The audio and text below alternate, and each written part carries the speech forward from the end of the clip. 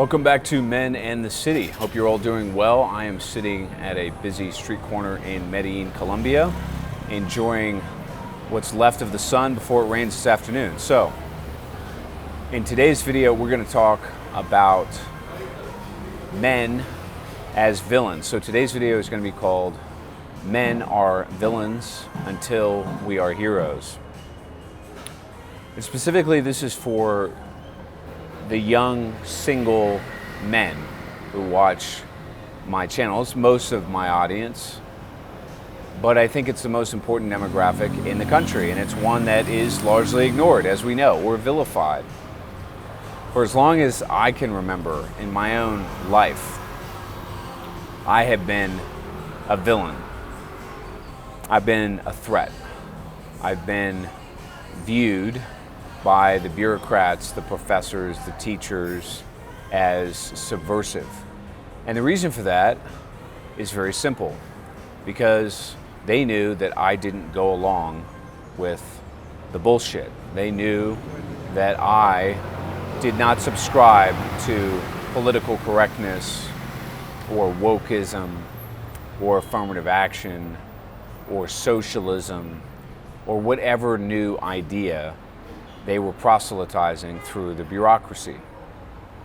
And as we know, because we've all experienced it, the consequences for even demonstrating a hint of resistance can be dire. You can lose your job, you can be ostracized at work, and eventually squeezed out. This is an experience that men throughout the Western world, and increasingly in the first world bureaucracies that spread around the world, it's what we experience. And many of us don't like it. But a lot of us go along to get along. We acquiesce, we assimilate. And so the message of this video is that you should not do that. As most of you know, going against the grain, swimming against the tide, as they say, is a very difficult experience. It can drown you if you're not careful. You can lose friends. You can lose touch with family and community because they'll turn against you based on your views. And there's actually a lot of research, and specifically I'm citing a book called Social, written by a guy named Matt Lieberman, that shows conclusively social isolationism or isolation from others actually causes physiological pain. It's not ideal, it's not fun. And so a lot of men, weaker men, take the path of least resistance. And many of them can be successful on that basis. At least maybe they garner material success, maybe reputational success, maybe they marry and have kids and so forth and so on. But at the end of the day, they're assimilating into a system that hates them, that vilifies them. And so they're sort of beta-tized. This is the term that people use. They're beaten down into acquiescence until they conform. And they lose their masculine essence. A lot of men think that that's what maturation is all about. They conflate acceptance, conformity, acquiescence with maturation. And they will sort of disparage you for the views that you have and tell you to calm down, take a step back, maybe rethink your position, be less aggressive, be less combative. Because in the current framework of society, you're a villain. It's interesting, the Italian word for villain is villanos.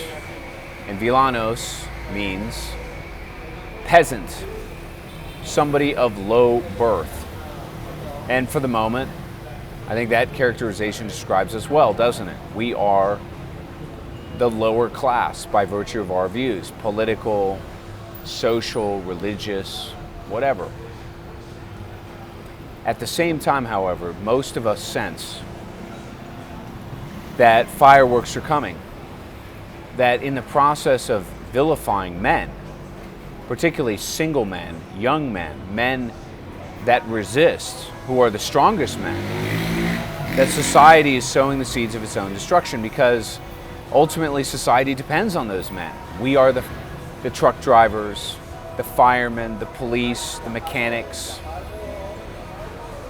We are the men that do the work, that actually get shit done, which is why we resist, because we know that the policies put in place have nothing to do with doing a good job or telling the truth or being moral, showing integrity. None of those things have anything to do with political correctness or wokeism. In fact, by virtue of shitting on men, they're destroying the vitality of society. And so we know, we sense that a turning point is in our midst, that an inflection point is upon us, because society needs us. It depends upon us. However, as fireworks do unfold, as the financial system blows up, as wars inflame around the world, as toxicity in the sexual marketplace intensifies and escalates to a point of hyperdrive, such that men simply walk away. They stop working, they stop attending university, they stop showing up to their recruiting stations to join the military, they stop participating in the sexual marketplace, they simply walk away from all of it. It forces this inflection point that we're all beginning to experience. But the stronger we resist, the more keen we are on drawing lines in the sand, on being confrontational, on being combative, on not suffering the bullshit, the stronger we will actually get as this inflection point approaches. And so my message to all of you is, don't shirk your responsibility to resist. That's the inner masculine, libidinous core of your spiritual being that's saying, no, what I'm dealing with, these toxic ideas, I must oppose them. They're not good for me in the long run. They're not good for society in the long run. And so the message I'm trying to deliver, folks, is that we're nearing the end of this cycle, the blow off top of this delusional, self-destructive paradigm.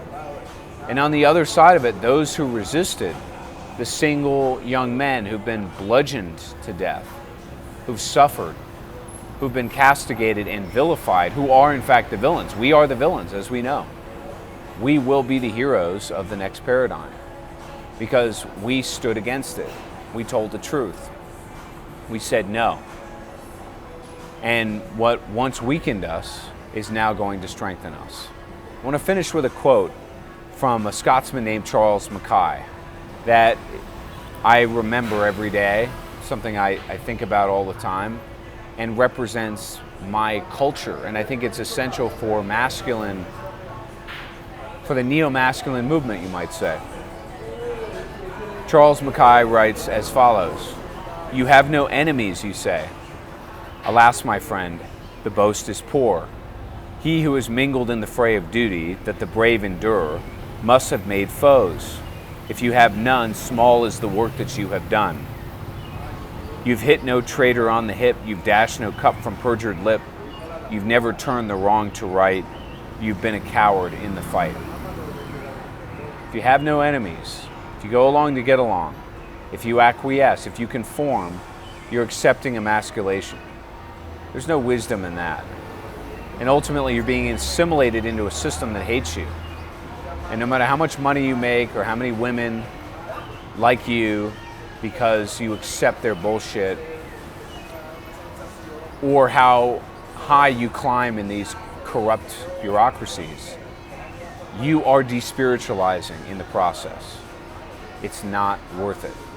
So those of you that are angry and upset, take that anger, take that frustration, and translate it into substantive resistance, into mounting a revolt against these poisonous ideas all around you. Stand up for yourself. Don't simply go along to get along. And on the other side of this mess that we've all been born into, this end of cycle blow off top, you will cease to be the villain and you will be the hero. Stay tuned for more, and we'll talk soon.